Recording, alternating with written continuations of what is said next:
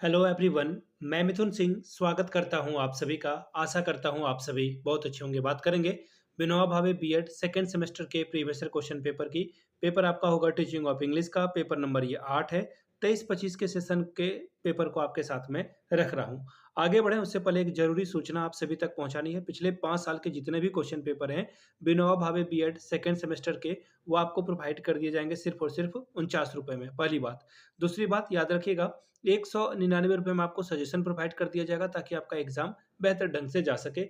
और सजेशन का क्या मतलब है पहले वो जान लीजिए। सजेशन का मतलब होता है very very important question answer के साथ। हिंदी में चाहिए तो हिंदी में मिलेगा, इंग्लिश में चाहिए तो इंग्लिश में मिलेगा। याद रखिएगा, इसमें आपको एमसीक्यू अलग से मिलेगा, शॉर्ट क्वेश्चन आंसर अलग से मिलेगा, लॉन्ग क्वेश्चन आंसर अलग मिलेगा। यानी कि तीनों जो एग्जाम में रियल एग्जाम में जैसे आते हैं सवाल, वैसे ही आपको प्रोवाइड कर दिया जाएगा। दूसरी बात, हम लोग सजेशन देखिए 4 अलग अलग जो है मापदंडों पर, या फिर आप उसे कैरेक्टरिस्टिक्स बोल सकते हैं, उसके आधार पर तैयार करते हैं। लास्ट 10 ईयर्स के PYQ previous year question paper, इसके अलावा जो लेटेस्ट एग्जाम पैटर्न है उसको ध्यान में रख के हम लोग सजेशन तैयार करते हैं।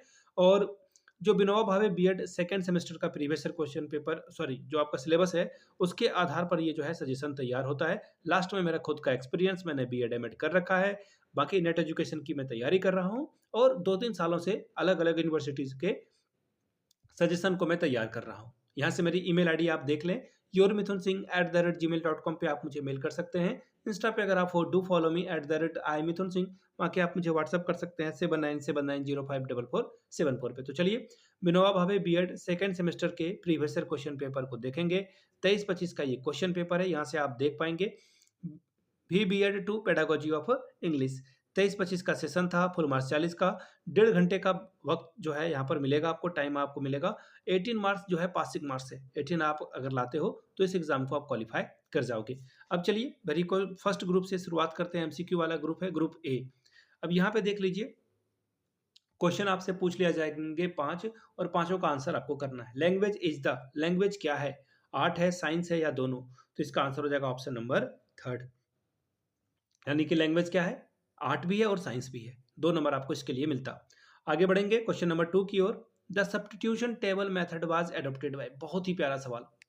The substitution table method was adopted by, sorry, देखिए मेरा गला जो है थोड़ा सा खराब है, सॉरी फॉर दैट। और वीडियो बनाने की भी जरूरत है क्योंकि आखिरी वक्त में हम लोग पहुंच चुके हैं। तो एच ई पाल्मर के द्वारा जो है ये इन्वेंट किया गया था। किसके द्वारा? एच ई पाल्मर के द्वारा। याद रखिएगा, प्रोजेक्ट मेथड से अगर सवाल पूछ दिया जाए कि प्रोजेक्ट मेथड की शुरुआत किसने की थी, तो किल पैट्रिक के द्वारा ये शुरुआत किया गया था। नोट कर लें, एग्जाम में कई बार ये जो है क्वेश्चन आया हुआ है। आगे बढ़ेंगे नेक्स्ट क्वेश्चन की ओर। The prose teaching helps in developing, देखिए the prose teaching helps in developing reading skill, writing skill, speaking skill या फिर लैंग्वेज स्किल। ठीक है, तो देखिए इस तरह के सवाल जो अब ये जो सवाल अभी से शुरू हो रहे हैं ना, ये सारे सवाल किसके हैं? ये सारे सवाल अब आपके जो है मेथड पेपर के हैं। एकदम डीप वाला मेथड पेपर का आपको जो है देखने को मिलेगा। ये किसी और पेपर में आपको नहीं मिलेगा, क्योंकि ये जो क्वेश्चन पेपर है वो पक्का इंग्लिश वाला जो है अब सवाल आ चुका है। तो यहाँ से जो है अब आप ध्यान से देखिएगा, क्योंकि हो सकता है कि ये सवाल जो है रिपीट हो जाए। ठीक है, पहला है रीडिंग स्किल, राइटिंग स्किल, और इन सभी चीज़ों को अगर आप देखोगे ध्यान से तो आपको आइडिया लगेगा। चारों ऑप्शन को देखिएगा। LSRW के बारे में आपने पढ़ा होगा, हो सकता है कि इससे क्वेश्चन आ जाए, उसके बाद इसके ऊपर लौटेंगे। L for listening, S for speaking, R for reading और W फॉर राइटिंग होता है। ठीक है, और ये सीक्वेंस में होता है। सबसे पहले बच्चा क्या करेगा? सुनेगा, फिर क्या करेगा? बोलने की कोशिश करेगा, फिर क्या करेगा वो? फिर जो है वो आखिर में जाकर के वो क्या करेगा? रीड करेगा, और फिर आखिर में जाकर के वो राइट करना शुरू करेगा। तो ध्यान में रखिएगा, ये लैंग्वेज स्किल है जो कि तीनों चीज़ों को जो है ये ध्यान में रखता है। लेकिन इसका जो मेन पर्पस है, मेन जो प्रोज का मतलब क्या होता है? डायरेक्ट या फिर स्ट्रेट।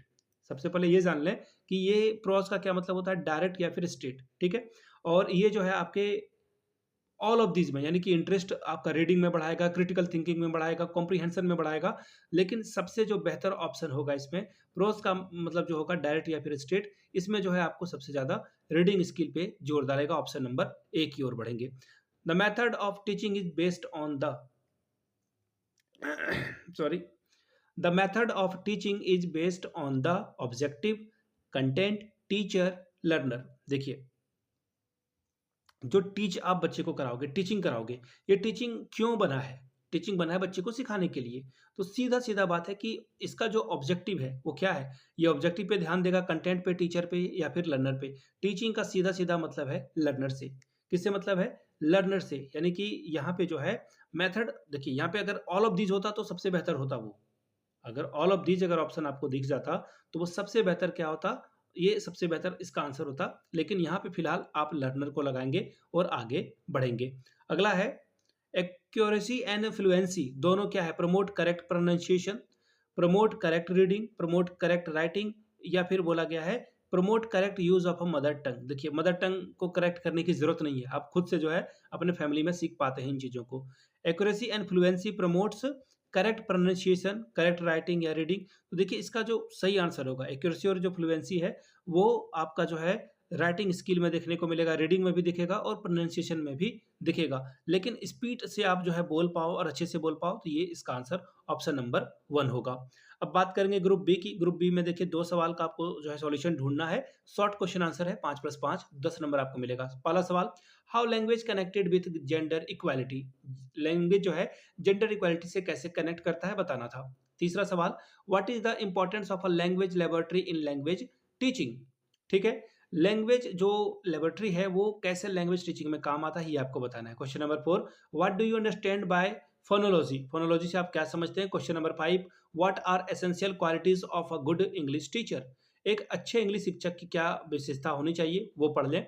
क्वेश्चन नंबर नेक्स्ट, फिर से 2 सवाल का आंसर आपको करना है, 10+10 20 नंबर आपको मिलेगा। पहला सवाल, what are aims and objective of teaching English as a second language at higher secondary level?